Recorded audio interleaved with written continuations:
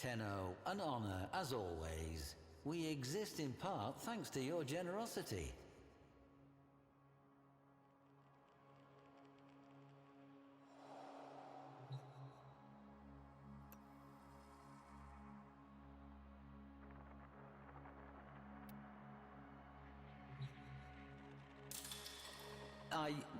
That is to say, I mean, you... Really? Gosh. Stayanax, the hoplite, the spear carrier, the shield bearer, the hero. We all know the story of Stayanax and Leviathan. How wily Arya outwitted the cult leader they called the Philanthropist and called her Warframe ally down into the very heart of his monstrous laboratories. And no wonder, because these events did not happen in some distant epoch, in the times of the Orokin Fall, the Great Unraveling, the Age of Despots, or the Smaragdine Concord. They happened surprisingly recently.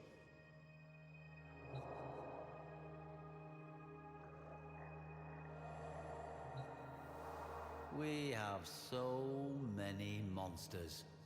Every child in Orokin times heard legends of the Belligaunt, the Slather, and the venomous Thrax. Those were only stories, but one was real. Its creator was dubbed the Philanthropist. A corpus renegade, he established a cult in a formerly desolate region, in a location which I have agreed to keep secret, to deter would-be looters and amateur archaeologists. The site was never abandoned, you see, and one person's historical curiosity is another's beloved home. With science, this philanthropist ensured ever more bountiful harvests and secured himself both gratitude and worship. Legend says he would travel the system, seeking out parentless children to shelter and educate. But this apparent charity concealed a darker purpose.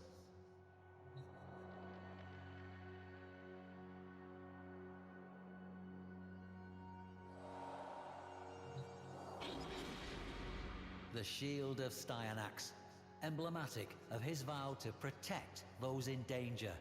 Young Arya was certainly in danger, and well she knew it. Along with her older brother, Darrow, she was one of the Philanthropist's chosen. When they came of age, they will be summoned for a ceremony called Ascension Day, at which they would be taken to dwell with the Philanthropist in eternal paradise. Certainly, none of those taken were ever seen again. I do not know how Stayanax became Arya's protector, but I am certain Arya knew that when the Philanthropist came for her, her ally would be waiting in the shadows.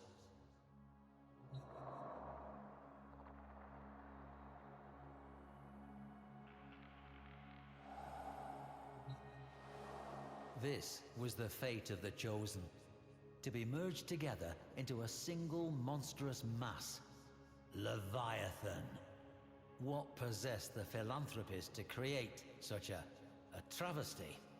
We can only speculate, but we know that he had been studying the infestation and that he believed Warframes to be weak and obsolete.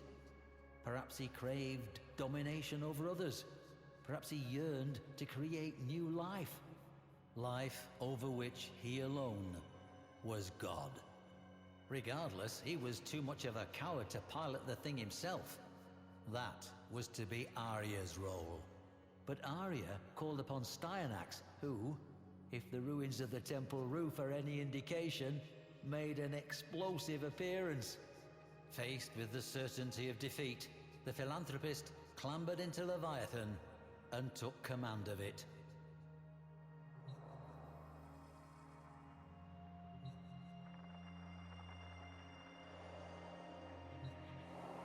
Sketches of the Sinmora helmet were discovered among Arya's possessions, implying Stayanax had a different earlier appearance. Arya must therefore have been in contact with Stayanax long before her Ascension Day. But how?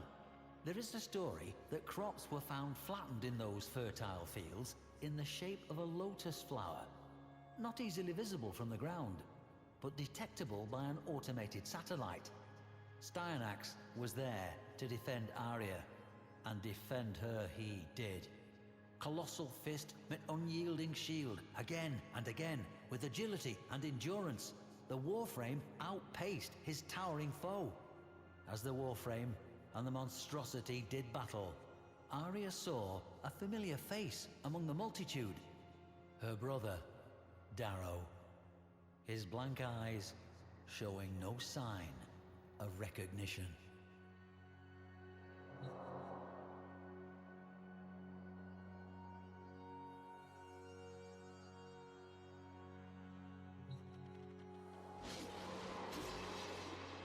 As Stayanax struck and struck again with the Aphentis, making little headway against the relentless Leviathan, a final, desperate scream from Arya achieved the impossible. It awoke Darrow. From out of those thousands of fused bodies, a single mind was suddenly saying, "No." Latching his remaining arm around his tormentor's throat with the very last of his life's strength, the doomed Darrow distracted the philanthropist long enough for Stayanax to act. One last act of love and protection for his sister. But the Warframe hesitated. It seems he understood the importance of Darrow's rebellion. If one mind could turn upon its master, why not all of them? With but a gesture, he gave the captive minds their freedom. Suddenly awakened and aware of their hellish plight, the damned townspeople tore at the philanthropist's exposed face, the Leviathan's body coming apart as arms broke free from the mass, clawing for revenge. Together, they dragged the screaming philanthropist down, rending and tearing. In that moment, we can be assured the philanthropist knew the depth of his failure, his defeat. Without worshippers, a god is nothing. And Stayanax delivered the final, merciful stroke.